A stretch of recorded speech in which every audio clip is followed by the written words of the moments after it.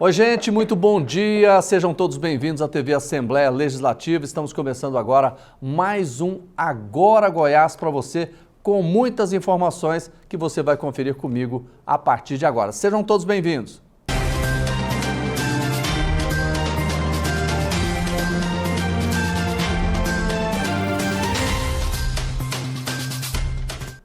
Gente, o planejamento é uma ferramenta fundamental para o funcionamento de uma empresa ou também de qualquer instituição. Afinal, é por meio dessa ferramenta que são traçados, por exemplo, objetivos, métodos de ação e também novos projetos. Pois bem, iniciou-se aqui na Assembleia Legislativa a Semana da Cultura e do Planejamento, que visa analisar e traçar uma boa gestão para casa. Acompanhe.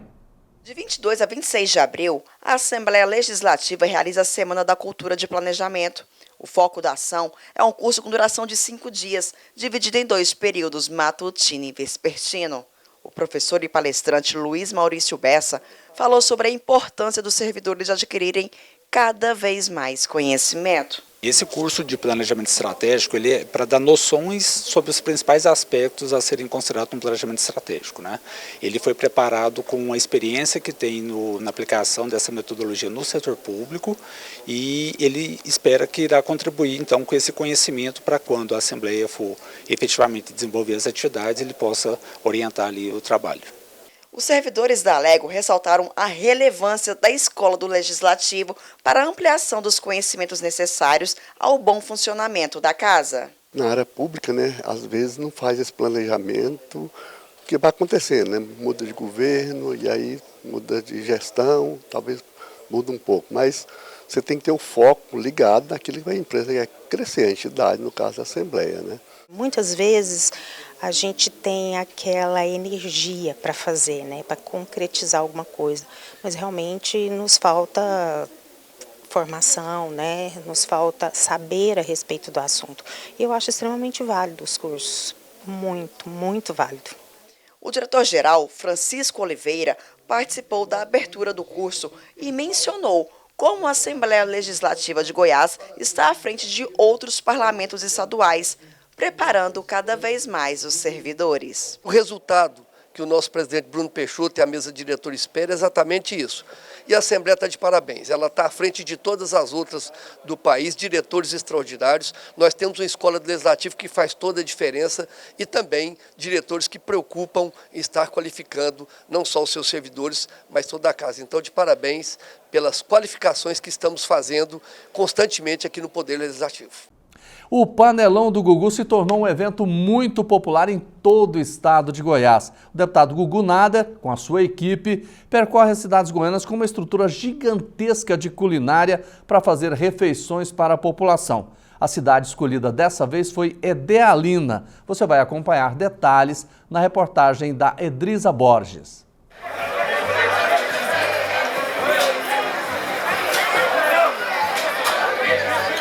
Aquele cheiro que toma conta do lugar e que só ele tem.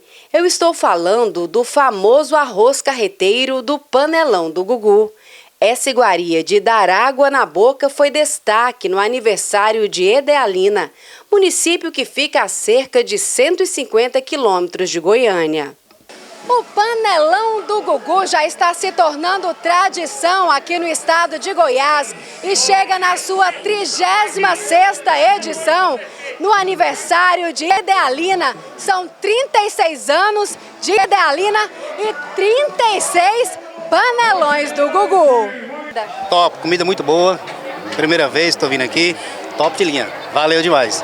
E você, o que tá achando? Muito boa, top comida também, viu? Parabéns aí. Da prefeita aí, viu? A comida aí tá sensacional, viu? Só ouro, só comida pipoca. A festa tá muito boa. Só não vim em quinta, mas ontem, sexta e hoje eu vim. E tá muito boa, viu, a comida? Gostosa demais, muito boa. Além do Panelão do Gugu, apresentações musicais e cavalgada fizeram parte das comemorações. É uma alegria para mim, como gestora, fazer uma festa assim tão grandiosa, né? merecedora, né, da população idealinense. E eu só tenho a agradecer aí ao Gugu Nader, quando eu pedi para ele para vir, né, porque ele é conhecido aí em todo o estado de Goiás. Quando eu pedi ele para vir a Idealina, ele se prontificou na hora e estamos aqui hoje, né, finalizando a festa em grande estilo com o panelão do Gugu.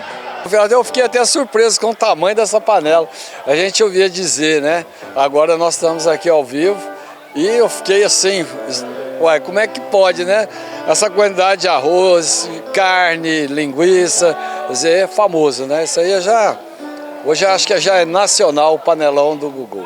O deputado Gugu Nader, que sempre trabalha na preparação do arroz carreteiro, falou sobre a satisfação em poder realizar mais uma edição do projeto social, desta vez no aniversário de Idealina. A gente começa, na verdade, de madrugada, a gente põe o bacon, põe a calabresa, põe a carne, cozinha, faz o tempero, faz o caldo, coloca os 500 quilos de arroz e aí o arroz carreteiro para comemorar as festividades, hoje, por exemplo, 36 anos de Idealina. Muito feliz de estar aqui ao lado da prefeita Cristina, aonde que preparou essa grande festa para toda a cidade e região. Estou sozinho, procurando você.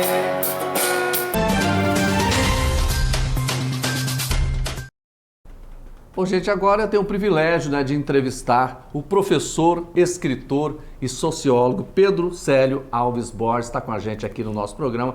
Professor, tá tudo bem?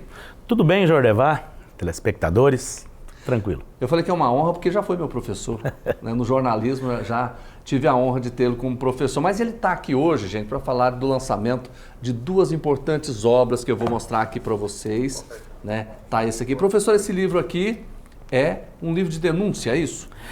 É um livro de denúncia, é uma pesquisa investigativa que eu tive contato com esse assunto no âmbito da Comissão Regional da Memória, Verdade e Justiça, em que eu participei, criada pelo governador Marconi Perillo em 2014. Eu participei representando a Universidade Federal de Goiás. Lá nós tomamos conhecimento de vários assuntos não resolvidos, assuntos da época ainda da ditadura militar de 64. Um deles foi a destruição do Monumento ao Trabalhador. Pois é, tá aqui, ó, um crime contra a cultura e a memória. Eu estou até olhando aqui, isso me chamou a atenção, nós temos o símbolo aqui da Estação Ferroviária da Praça do Trabalhador. E aqui, na capa do livro, vou pedir para que o Kennedy mostre, para que a gente possa clarear bastante essa discussão. Aqui tem um monumento, não é isso, professor? Exatamente. Esse monumento, ele foi construído, o senhor sabe quando? Sei. O monumento foi inaugurado em 1959. Isso. Ele foi construído ali por uma autorização direta do então governador Juca Ludovico e do prefeito de Goiânia à época, Jaime Câmara.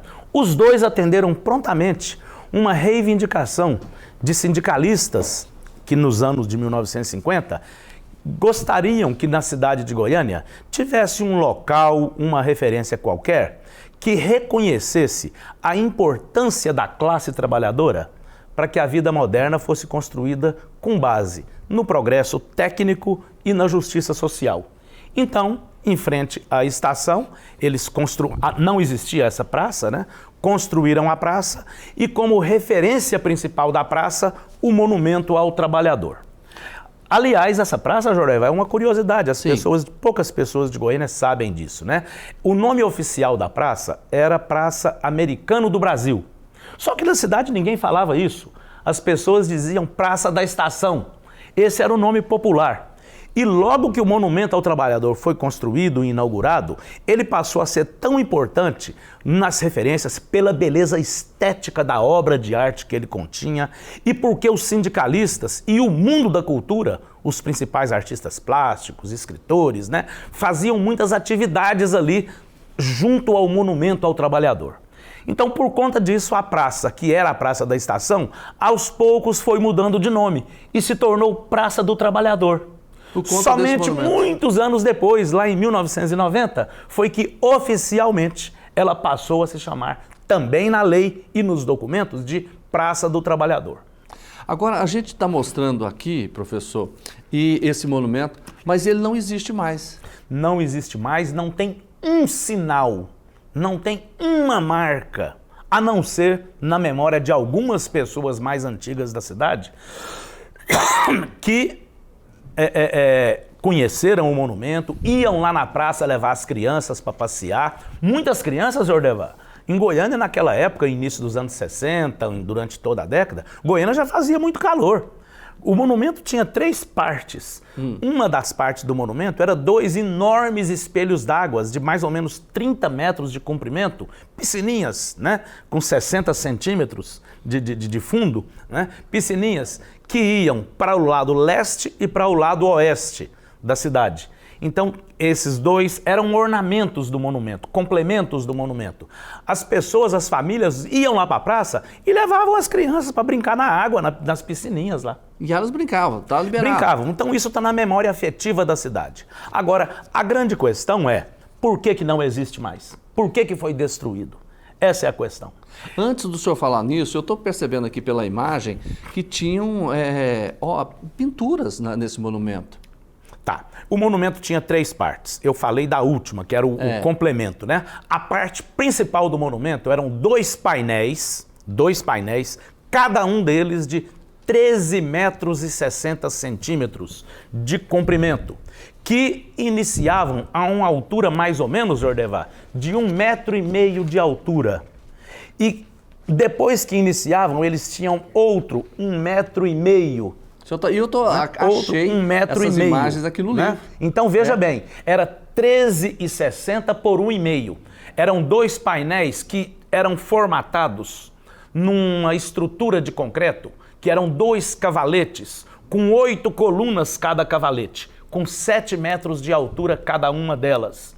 Então ali tinha uma parte lisa do concreto, aonde estava a obra de Clóvis Graciano. Clóvis Graciano era simplesmente o principal artista em técnicas de mosaico de pastilha. Ele utilizou uma pastilha chamada de vidrotil, de 2 centímetros por 2 centímetros, ou seja, 4 centímetros quadrados. Então ele fazia em mosaico, ele colava cada pastilha ao lado da outra e ia compondo os desenhos. Desenhos de 13 metros e 60, 2, que eram dispostos em semicírculo, com 8 colunas cada um, né? E esse semicírculo, a distância entre a ponta de um deles com a ponta do outro era de 5 metros. Então era algo bastante amplo, assim, vistoso, tinha uma magnitude espetacular, né? E os 2 desenhos, um deles se chamava O Mundo do Trabalho e o outro A Luta dos Trabalhadores. Este desenho, o lado de cá, A Luta dos Trabalhadores, ele tinha uma sequência onde aparecia 6 pessoas enforcadas. O Clóvis Graciano desenhou na pastilha 6 pessoas enforcadas. Quem eram esses? Os líderes da greve de 1886 na cidade de Chicago. Estavam representados num desenho desse aqui em Goiânia, feito pelo principal artista do mundo na técnica de mosaico. Olha a importância cultural dessa peça que existia aqui em Goiânia, Jorge. O senhor fez uma pesquisa muito profunda sobre isso, né? E a gente até falou, ele não existe mais, infelizmente, esse patrimônio. Veja bem, cultural. Essa imagem dos 6 enforcados de Chicago foi por causa disso. Acabou a greve lá na indústria automobilística de Chicago, acabou a greve, a repressão política lá enforcou os líderes da greve. Essa greve iniciou-se no dia 1º de maio. Por conta dela, o dia 1º de maio passou a se chamar no mundo inteiro, reconhecido pela ONU como o Dia Internacional de Luta dos Trabalhadores. Esse é o nome oficial. Sim. É um erro quem diz que o dia 1º de maio é o dia do trabalho.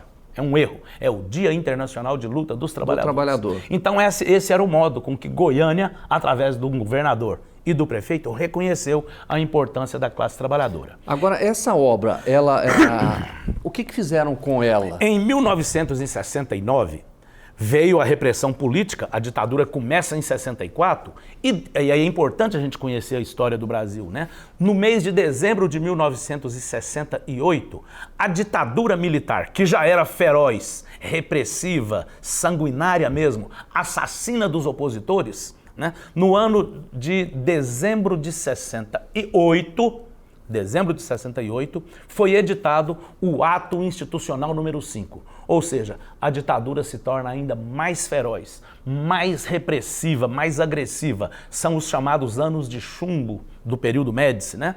Então, já no mês de abril, ou seja, 4 meses depois, né, numa madrugada qualquer do mês de abril, como nós estamos agora em abril, vão lá vândalos de um grupo político, um grupo miliciano, paramilitar, que na época atuava em apoio à ditadura, ajudando a reprimir os opositores. O nome desse grupo era Comando de Caça aos Comunistas.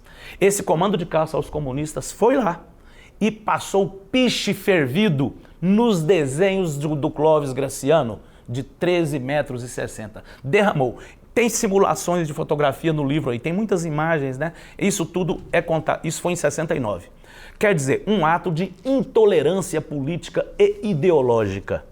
E aqui, inclusive, na capa do livro, professor, o senhor coloca 2 datas, né? 1969 e depois 2018. Nós vamos chegar até 2018 para a gente ver o que aconteceu, né, em 2018. Aí a obra de arte foi pichada. Foi pichada.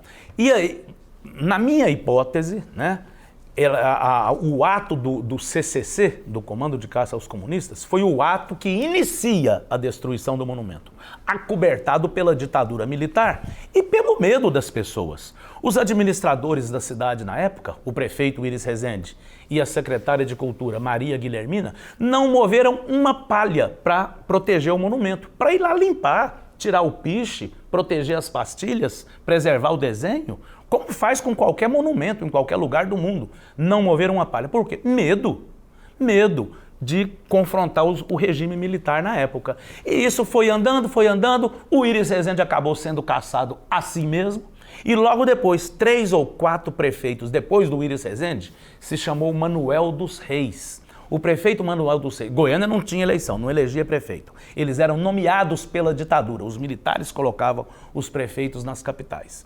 O Manuel dos Reis manda fazer, sabe o quê? Em 1973, 4 anos depois do ato do CCC, manda ir lá e raspar todas as demais pastilhas que com o tempo e pela falta de proteção ainda ficavam lá na estrutura de concreto, pedaços do desenho. Mandou raspar tudo. Então aquilo sumiu, foi completamente. E quer dizer, de 73 para cá, outras agressões ao monumento, ao trabalhador e ao que ele significava, continuaram acontecendo. As estruturas de concreto foram construídas por um arquiteto goiano, fundador da primeira escola de arquitetura aqui do nosso estado, Helder Rocha Lima, que era professor da Universidade Federal de Goiás, um grande artista plástico, é desenhista, é escultor, é escritor, um arquiteto com muitas obras importantes na nossa capital. Ele era o autor das colunas de concreto. E ele também foi professor da Universidade Federal, caçado pela ditadura militar, proibido de dar aula em qualquer lugar do Brasil, inclusive na Escola de Arquitetura da Católica, que é particular, né? E ele foi um dos fundadores. Proibido, simplesmente. Essa obra, a estrutura de concreto que abrigava os desenhos do Clóvis Graciano, foi derrubada no ano de 86 para 87. Olha só, já na democracia, já quando o país debatia a Constituição de 88. Quem autorizou? Pois é, essa é uma data que a nossa pesquisa, a nossa investigação lá na Comissão da Verdade não conseguiu pegar com precisão. Há uma passagem aí que é a seguinte: o Iris Rezende era governador e ele não tinha uma obra grandiosa, e o Iris gostava de coisa grandiosa, espetacular, né, para mostrar. Não tinha. A que ele começou a fazer no mandato dele de governador foi a estação rodoviária nova. Ela era em frente ao Horto, ali no Lago das Rosas, e foi lá para trás da estação ferroviária, onde hoje é lá o Shopping Araguaia, né?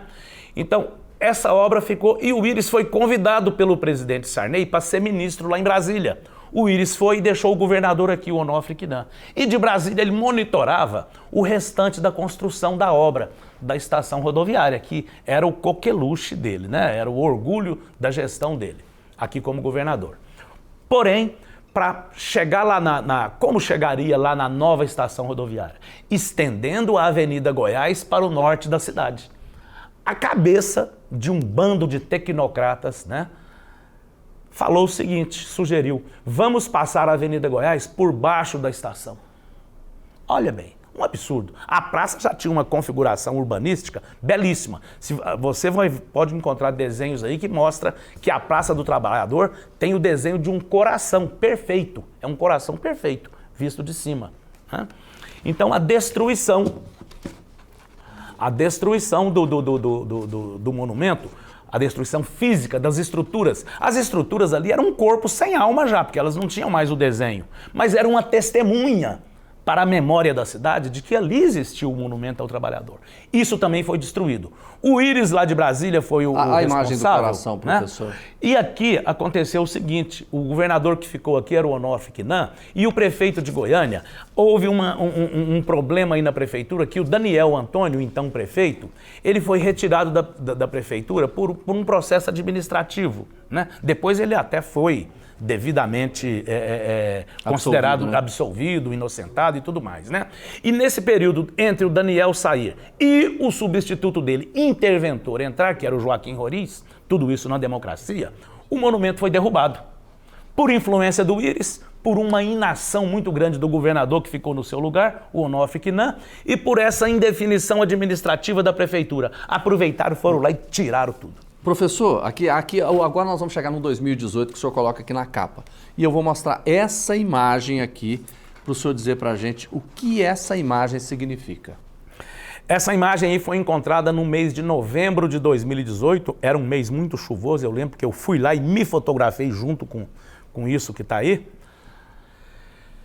Isso aí são ruínas do Monumento ao Trabalhador. São pedaços do piso de uma das piscininhas do monumento e pedaços das ferragens dos quais era levantada duas das colunas do monumento, das ferragens. Quer dizer, isso aí são ruínas do ponto de vista histórico, arqueológico e da memória coletiva de uma comunidade. Isso talvez tenha sido a coisa mais importante que apareceu aqui em Goiânia. Uma cidade jovem, de 90 anos.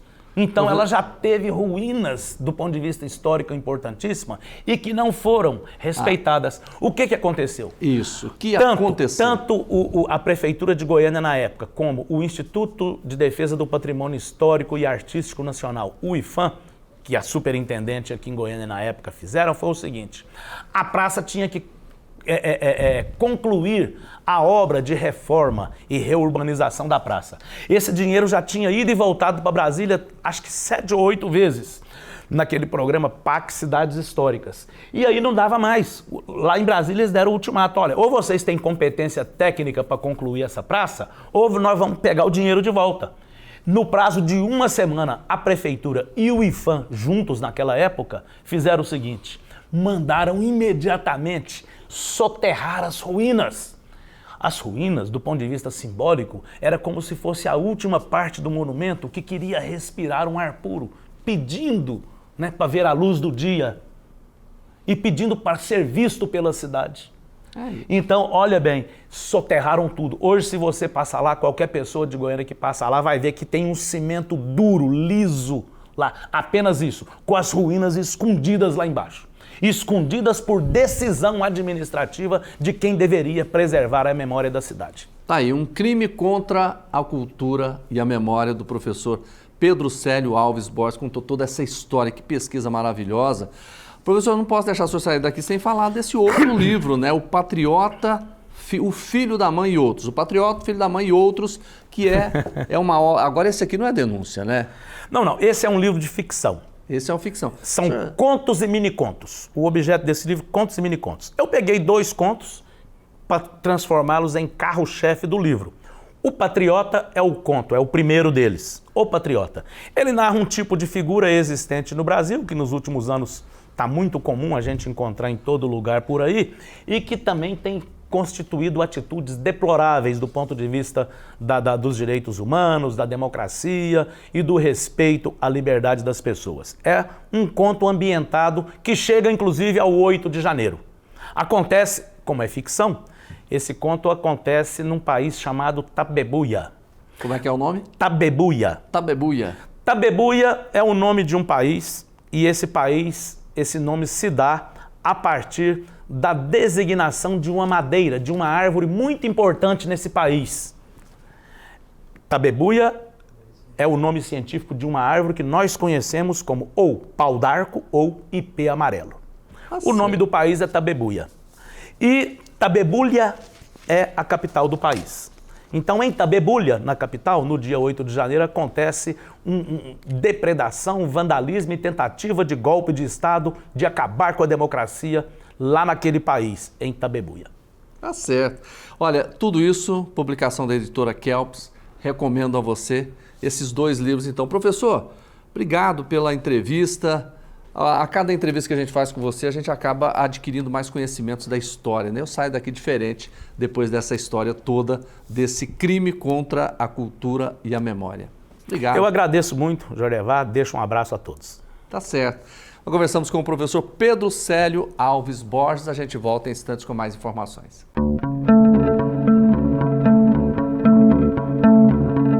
O dia 23 de abril foi escolhido por ser a data de morte de 3 grandes escritores. O inglês, William Shakespeare. O espanhol, Miguel de Cervantes.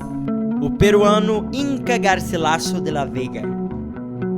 Ler livros interessantes é como conversar com pessoas inteligentes. A leitura provoca descobertas, imaginação, pensamentos, cultura, emoção. O livro é um sonho que você segura com as mãos.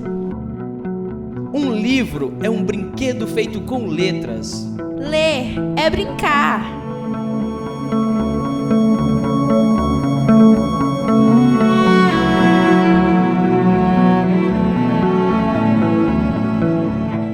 Deputados e deputadas estaduais trabalham por Goiás, trabalhar e fiscalizar é a nossa obrigação pra vida melhorar e cuidar da população. Aqui aprova as leis para o bem de Goiás, aqui aprova as leis pra nosso estado crescer mais. Deputados e deputadas estaduais trabalham por Goiás, trazer a felicidade, proteger a nossa gente, no campo ou na cidade, pra Goiás seguir em frente. Deputados e deputadas estaduais trabalham por Goiás, deputados e deputadas estaduais trabalham por Goiás,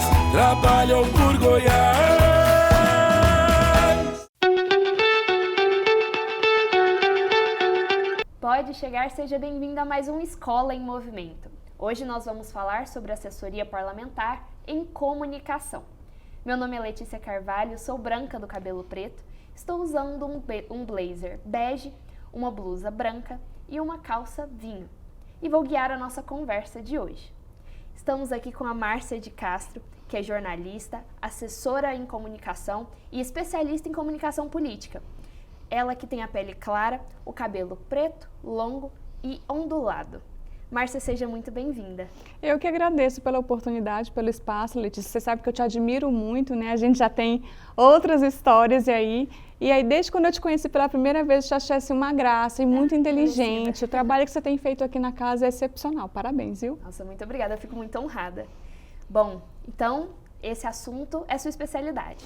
É, a minha especialidade. Eu sou especialista em comunicação política com 12 anos de experiência nessa área. Maravilha. E então, conta pra gente, o que é comunicação política? A comunicação política, ela é um nicho da comunicação. Existem especialistas em comunicação política que fazem essa transformação. Eu gosto de pensar assim, que nós transformamos as informações que correm nas casas de leis, nas prefeituras, nos mandatos, nas pessoas que querem ser políticos, e nós transformamos alguns termos e processos mais complexos em informação simples para o eleitor, para que ele entenda. E agora, na era do digital, isso se torna ainda mais importante. Essa comunicação direta, fácil, que seja uma comunicação de via de mão dupla, algo que vai e volta, sabe? Então isso, na minha opinião, é uma coisa que é muito positiva para toda a sociedade. E dentro desse contexto da comunicação política, a gente tem nichos, formas de atuação diferentes? A comunicação política é o nicho e nós temos nichos também dentro desse pacote. Por quê? Você pode, como profissional, se especializar em impulsionamentos políticos, por exemplo. São as pessoas que fazem os anúncios, sabe quando você paga para um anúncio aparecer em tal cidade? Você pode ser especialista em redação, só escrever para políticos. Você pode ser especialista em produção de conteúdo. Você pode ser um social media político. Então, a comunicação realmente ela tem vários nichos também. E no caso da assessoria parlamentar, ali no dia a dia, no contato com o político, como isso funciona? O assessor parlamentar é um assessor super importante porque ele tem que ter várias características específicas. Por exemplo, um assessor parlamentar, ele além de entender de comunicação, ele precisa estar conectado com o digital, né? E o digital é um meio importante, mas não há só isso. E nós precisamos também entender de leis, do que pode, o que não pode, quais são os termos corretos. Nós precisamos entender como funcionam. Eu vou dar um exemplo, os projetos de lei. Como que eu posso pegar um projeto de lei, que é algo que tramitou aqui na casa, e transformar isso em comunicação direta com o eleitor? E a opinião desse eleitor está sendo metrificada? Existe como eu trazer para o parlamentar o processo disso? Olha, nós fizemos uma avaliação de aceitação dessa ideia ou de aceitação desse projeto. Nós vimos que essa é uma área importante. Quais são as bandeiras desse parlamentar? A assessoria de comunicação, ela reforça isso dentro dos municípios, onde esse parlamentar já é forte. Ela também abre caminhos onde ele quer também ter mais espaço. Então, você vê que é necessário entender de várias coisas diferentes para poder ser um bom assessor parlamentar.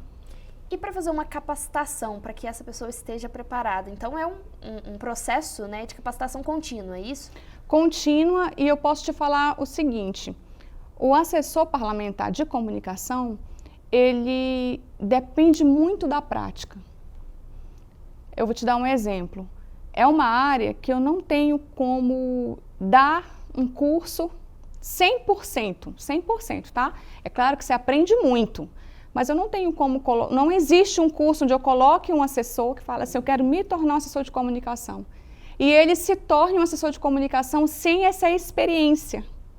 Então, a experiência é muito importante. Por quê? Porque cada parlamentar tem uma forma, parlamentares de direita, parlamentares de esquerda, cada casa de leis tem o seu regimento interno, tem a sua forma de tramitar os processos. Então, realmente, a experiência conta muito. Mas hoje, você tem muito mais conteúdo disponível. Você pensa, eu comecei há 12 anos. Há 12 anos, os pouquíssimos cursos que nós tínhamos disponíveis eram muito caros, eram só presenciais. Pra você ter uma ideia, eu comecei e não existia um Instagram. Então, quer dizer, a forma de comunicar era diferente e de ter acesso a esse tipo de formação também. Então, assim, nossa, eu tive que pesquisar muito, eu tive que inventar as minhas próprias respostas, assim. Por exemplo, o meu primeiro funil de conteúdo que eu queria fazer de atração, retenção e conversão, eu fiz baseado num livro de vendas. Então, eu pensava, isso aqui eu posso vender um parlamentar? Não, mas eu acho que a esse ponto eu acho que não vai dar, porque ele não é um produto. Não, esse ponto eu acho que vai dar, porque realmente ele vende ideias. E eu ia adaptando. Isso é uma coisa que hoje, quando eu dou treinamentos, quando eu ofereço cursos, eu já apresento o meu primeiro funil de vendas. Mas hoje você tem isso disponível de outra maneira, funis de conteúdo. Então, realmente hoje, quem quer estudar, tem muito mais acesso a informações disponíveis. E também, além, né, dessas informações, como você bem disse, a gente precisa dessa prática e de uma troca muito íntima ali com o parlamentar, né? Porque você literalmente está ali divulgando a imagem dele, a pessoa dele, a ação política dele. E como que o assessor, ele consegue, então, uma troca, assim, com esse político, né?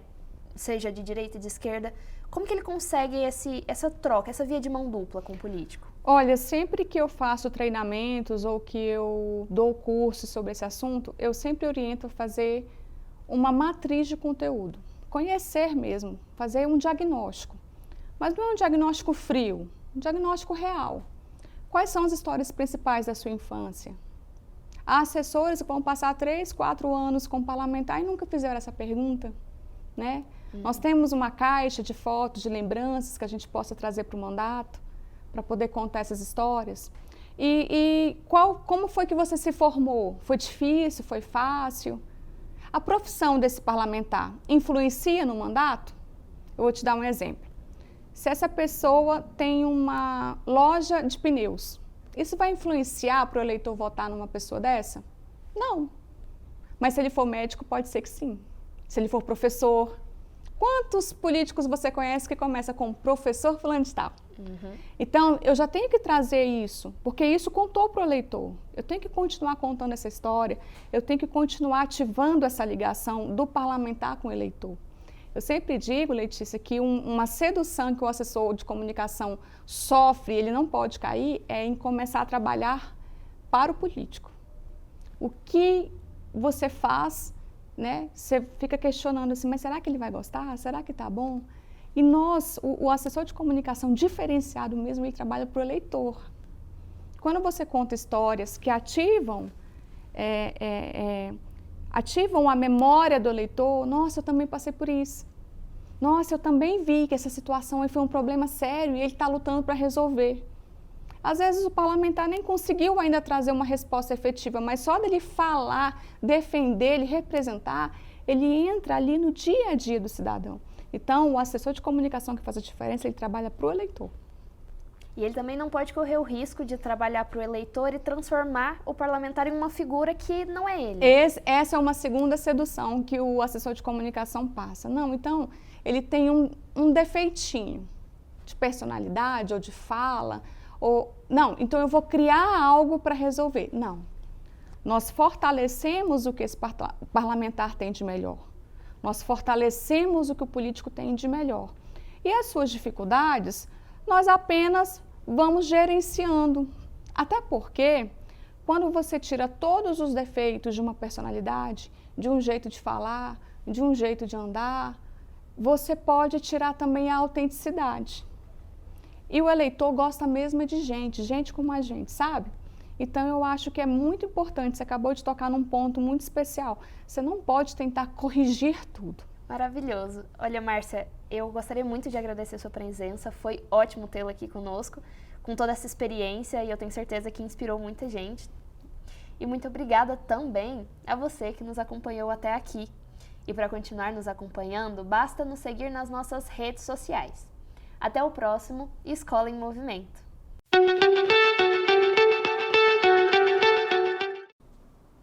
A Companhia de Desenvolvimento dos Vales do São Francisco e do Parnaíba completa 50 anos. A data não poderia passar batida, por isso o deputado Lineu Olímpio, do MDB, realizou uma sessão solene em homenagem à instituição. Vamos ver os detalhes agora. Para celebrar os 50 anos da Codevasf, Companhia de Desenvolvimento dos Vales do São Francisco e do Parnaíba, o deputado Lineu Olímpio realizou uma sessão especial no plenário da Assembleia Legislativa. Fundada em 1974, a companhia é uma empresa pública federal responsável por promover ações de desenvolvimento regional associada a setores essenciais, como infraestrutura, segurança hídrica, agricultura irrigada e revitalização, em quase 2.700 municípios brasileiros.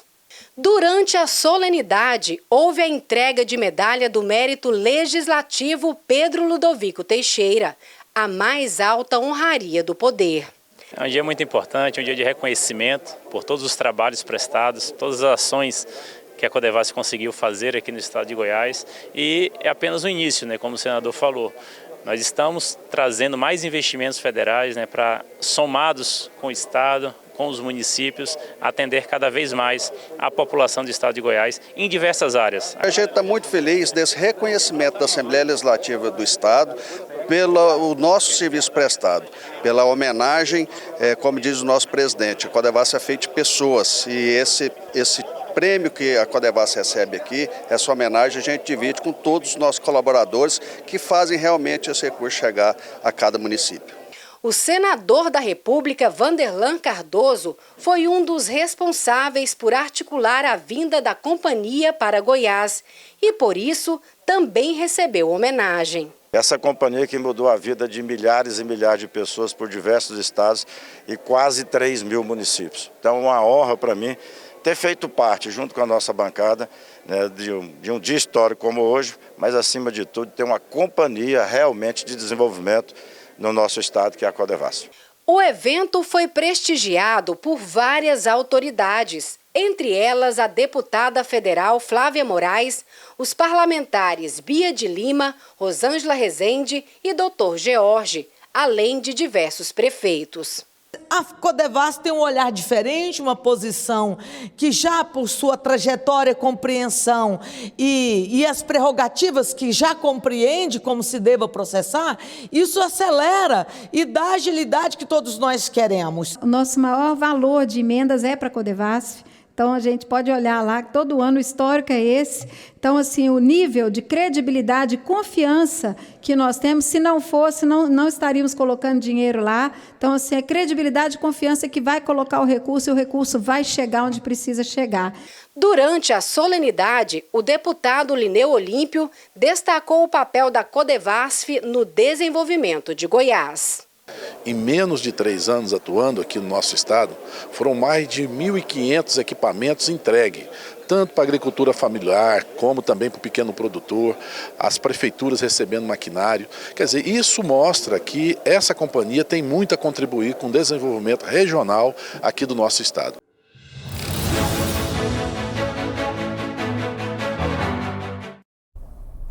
O Agora Goiás abre espaço agora para a literatura. Eu quero mostrar para vocês esse livro aqui, lançado nesse mês de março, As Aventuras de Billy. Eu já quero abrir aqui. Diz o seguinte, essa obra é dedicada a todos que amam animais, especialmente cachorros. É para aqueles que entendem que todas as espécies que habitam o nosso planeta Terra devem ser respeitadas, amadas e protegidas. Tá certo? Eu quero falar mais sobre essa obra com a Tatiana Carilli, que é escritora, jornalista. Tá tudo bem com você? Tudo bem, muito obrigada pela oportunidade que nos dá de trazer as aventuras de Billy. O Billy existe? O Billy existe. Ah, que legal. Ele é o seu cachorrinho. Exatamente. E temos a família humana e canina, que ele apresenta aqui nas aventuras de Billy.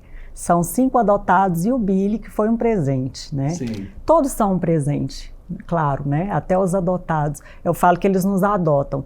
E surgiu a ideia de escrever a obra na pandemia, Jordevar. Ah, por quê? Porque a pandemia, a gente ganhou o Billy.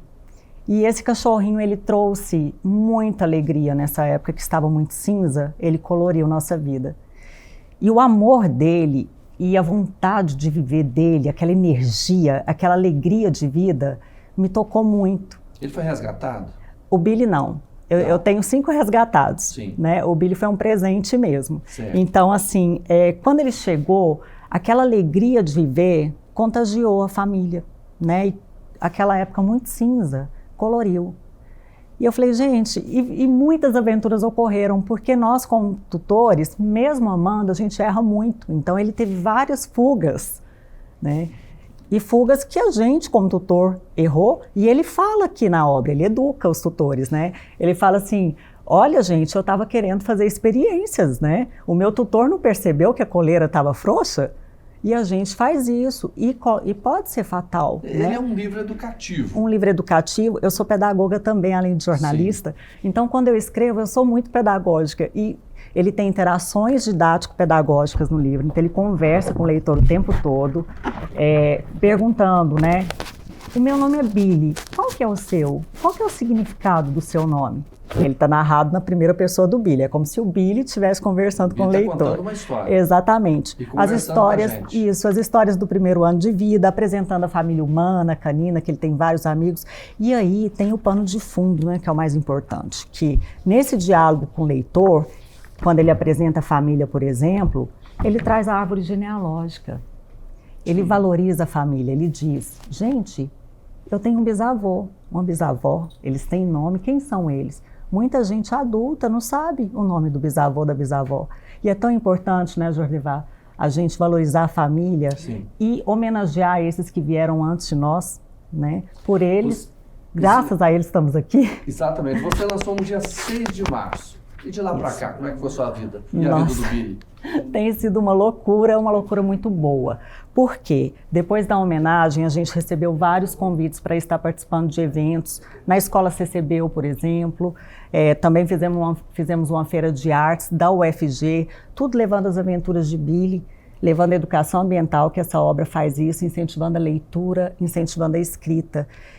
E desde lá, que as ações dessa obra, desde o começo, Jordevar, eu quis fazer com que a venda da obra, toda essa primeira impressão, Sim. esteja destinada a ajudar abrigos que resgatam animais aqui em Goiânia.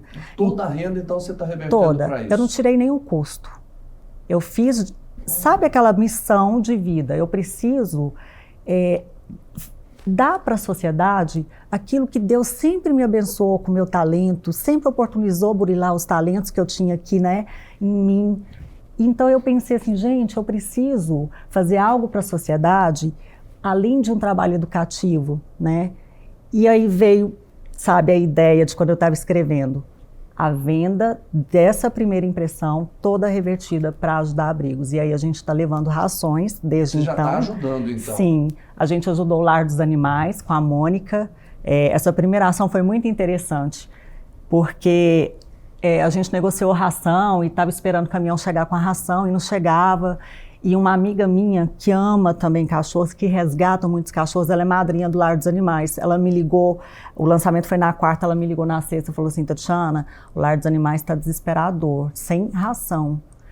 Aí eu falei, e ela tinha feito uma rifa com os amigos do livro, né? Que legal. Entre os amigos, ela fez a rifa, ela falou, eu tenho isso aqui. Eu falei, então vamos juntar com mais isso aqui, já vamos enviar ração para a Mônica, já chegou lá.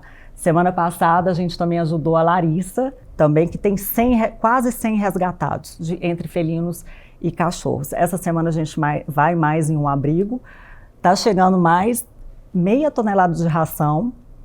Se não chegar até sexta-feira, a gente já faz outro movimento também, porque eles precisam. Sim. Tatiana, se alguém, por exemplo, quiser entrar nessa causa e adquirir o livro, até para também contribuir, né, nessa causa que você faz com tanto amor, como é que elas fazem? Então, ou por meu celular, 62 99911 4049, e também lá no direct no Instagram, @tatianacarilli.escritora. O Carilli é LLY, tá, gente? Isso é inovação da minha mãe, e não é sobrenome. E quando você vai nos abrigos, você leva o Billy? Então, Jordevar, a correria está sendo tão grande, inclusive a gente já recebeu uma homenagem na Assembleia Legislativa por conta dessa obra, dessa causa, na semana passada. E muitas entrevistas, graças a Deus, e a gente não perde a oportunidade de divulgar, porque na divulgação é que ocorrem as vendas. Todos os abrigos que receberam as nossas rações, foi tudo enviado por enquanto. Tudo online, Sim. né? Eu ligo para os abrigos, ligo nos pet shops, negocio as rações, porque o caminhão das rações da primeira encomenda que eu fiz não chegou na primeira semana, então ele está atrasado. Aí todo dia eu ligo, né?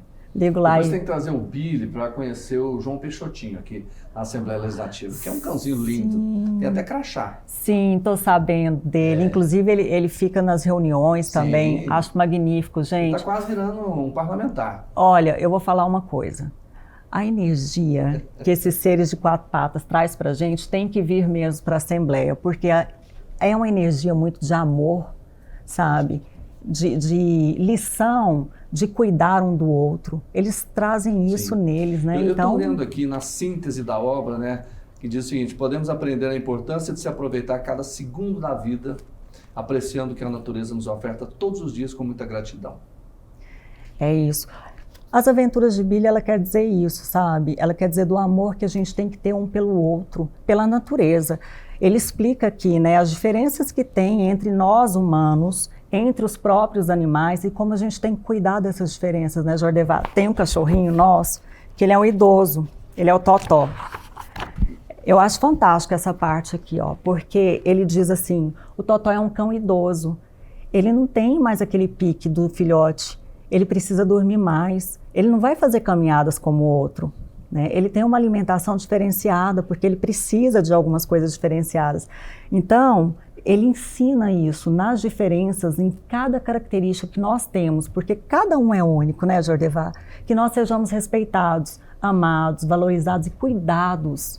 É isso. Essa obra então, ele nos diz ensina isso. muito sobre isso, né? Demais, demais. E é por isso que eu falo que o Billy coloriu, né? Porque aquela época, eu acho que a gente estava sendo apagado naquele sentido de tanta dor, né? Quando ele chegou, que falou assim, olha, a vida é um presente, foi isso que eu trouxe, né? Como maior lição, porque ele é muito enérgico. Então, a vida é um presente, viva. Tá difícil, tem obstáculo, vamos embora, a gente consegue juntos, né? Juntos vamos tratar um dos outros, vamos fazer a diferença na vida um do outro com amor, com respeito. E é isso, o livro fala muito disso. Nas relações que ele traz, ele apresenta a família canina, a família humana. Então, ele vai trazendo essas lições de generosidade, de respeito, de amor, né? E também, lá no final, tem bastante... Ele foi expulso da escola, tá, gente? Ah, é? Ele foi expulso da escola. Foi expulso da escola. Mas faz parte. Faz parte. Gente, faz parte. Sim. Em desenvolvimento, né? Eu não estou falando assim, que legal, foi expulso da escola. Não é isso. É que nós estamos em processo de desenvolvimento. Eles também estão. E, ok, aconteceu a expulsão. O que a gente vai fazer com isso? Né? A gente vai ver o que tem que fazer para melhorar, para não ser expulso mais da escola, não é verdade? Então, assim, e tem umas aventuras assim, que ele já me deixou de cabelo em pé, Jordevar. Fugiu da coleira 3 vezes, 3 erros horríveis. E assim, sempre trocando as coleiras, né? Perguntando ao veterinário o que é melhor, mas tem que ir num veterinário específico, ver aquilo, porque realmente, quando eles têm muita energia, eles resolvem mesmo fazer experiência no mundo. E aí, ele inclusive correu atrás de uma cachorrinha. Ele se apaixonou por ela e ele foi parar no prédio dela a 3 quadras de onde a gente estava. Então, assim, o livro também é muito divertido, sabe? Porque ele conta isso. É verdade, eu vou ler sim, que até bom. Porque lá em casa também tem 8. Então tem que cuidar dessa meninada, né? Lá o Paçoca, quando eu chego, não dá sossego, né? Parece criancinha, mas é uma maravilha. Jordevar, e aí a gente pensa assim, né? Não, essas são as aventuras do Billy. Gente, você tem 8. Eu tenho certeza que você tem 1 milhão de aventuras legais para contar também. Escreva, gente, as aventuras de vocês. Escreva, mande para o mundo, compartilhe o amor que vocês têm, sabe? A Flávia que vai fazer isso, porque ela resgata, ela cuida, ela ajuda, ela ama animais. Então eu vou passar para a Flávia também para ela ler esse livro. Eu queria te agradecer, Tatiana Carilli, parabenizar você por esse trabalho maravilhoso. Eu que agradeço e vou deixar o meu contato de novo. Qual que é? 62999114049 e o Instagram, tatianacarilli.escritora. Muitíssimo obrigada Carilli pela oportunidade. Com L-Y no final. Isso. Coisas da sua mãe. Coisas da mamãe. Tá bom.